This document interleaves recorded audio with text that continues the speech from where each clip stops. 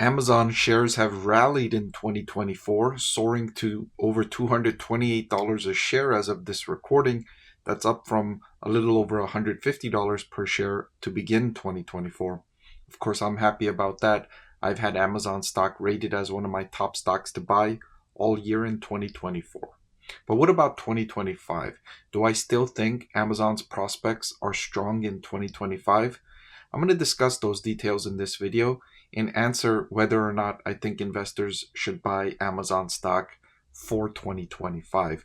I'm going to look at the company's revenue growth, cash flow growth, its management metrics on return on invested capital, and then I'm going to look at several valuation methods to determine if I think the stock is undervalued, including going over a discounted cash flow valuation I did for Amazon stock, and I'll bring it all together to come to a conclusion on Amazon stock for 2025 and beyond. I want to thank the Motley Fool for sponsoring this video. Visit fool.com/Parkev for the 10 best stocks to buy now. So as I shared with you, Amazon's stock price has performed well in 2024, up to $228 a share. The company has benefited from several factors, but most notably, its AI business within the Amazon Web Services segment has accelerated, and that's driven that part of the business to re-accelerating growth. And that part of Amazon's business is the most lucrative part of Amazon's business, way more so than the e-commerce business, which even though the e-commerce business generates more revenue, it's only a fraction of the profitability of the Amazon Web Services segment, which generates profit margins in excess of 30% compared to the e-commerce segment, which rarely ever delivers a quarter of operating profit margins that even approach 10%. And so that part of the business growing in 2024 really helped boost the company's prospects. And I expect more of the same in 2025. Amazon's overall revenue over the last decade has soared up to $620 billion. That's up from around $100 billion in 2015. So Amazon's business has grown by roughly $500 billion in the last decade. That's phenomenal growth in top line sales. And Amazon has done all of this profitably. It's easy to grow sales if you're willing to accept losses on the bottom line or offer your products at such low prices that you're losing money on the bottom line, sacrifice profits for growth. Amazon hasn't done that. It's grown on the basis of getting better at serving its customers, and that's allowed the company to grow while maintaining profitability. Speaking of profitability, a similar metric is cash flow from operations over a trailing 12-month period. Look at this growth for Amazon. $112 billion in cash flow generated from operations. That's up from around $10 billion in cash flow from operations in 2015. It's more than 10x its cash flow from operations in a trailing 12-month period. And as the web services business grows to become a larger part of the overall business, that only increases the company's cash flow from operations because that part of the business, like I mentioned, is more profitable than the e-commerce and less capital intensive. Even though Amazon has spent tens of billions of dollars upgrading the data centers and optimizing the data centers for artificial intelligence and has forecasted it will continue to do so over the next 2 to 4 years, it still leaves enough of a margin to generate strong cash flow from operations.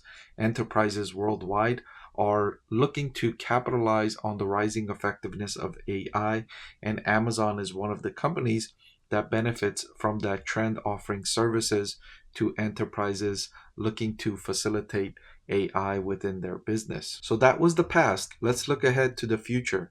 The analysts on Wall Street that are following Amazon stock expect it to deliver $43 billion in free cash flow in 2024, and they expect those free cash flows to increase over the next several years, finally culminating in $132 billion in free cash flow in 2028. Remember, free cash flow is a little bit different than cash flow from operations. It incorporates the company's capital expenditures.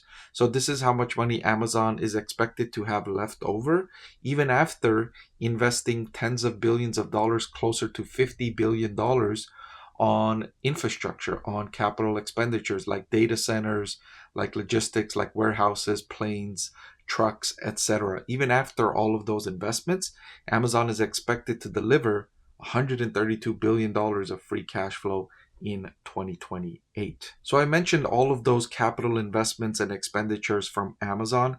And one of the things Amazon has done a really great job is, even though they've spent all of that money, they've spent that money effectively, which is very difficult to do.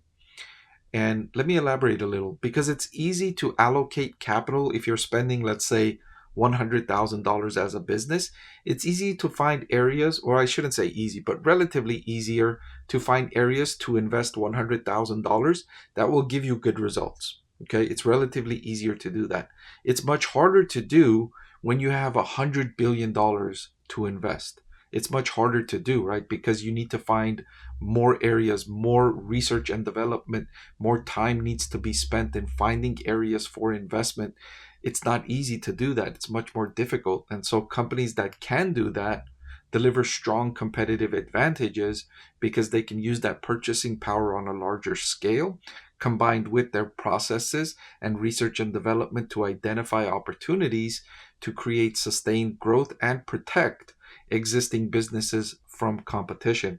And you can see that here in the return on invested capital measurement, which is soaring up to 18%. You see a little bit of a volatility here because of the economic reopening and how Amazon's business was impacted both going into the pandemic and coming out of the pandemic, which I will say Amazon's management team has been one of the few management teams that handled both sides of that equation, the unprecedented circumstances, extremely well. I can count on my two hands how many businesses handled that effectively on both sides. Many businesses did well going into the pandemic during lockdown, and then they did poorly coming out of the pandemic during the reopening. Amazon did great on both sides. So let's get into the valuation metrics.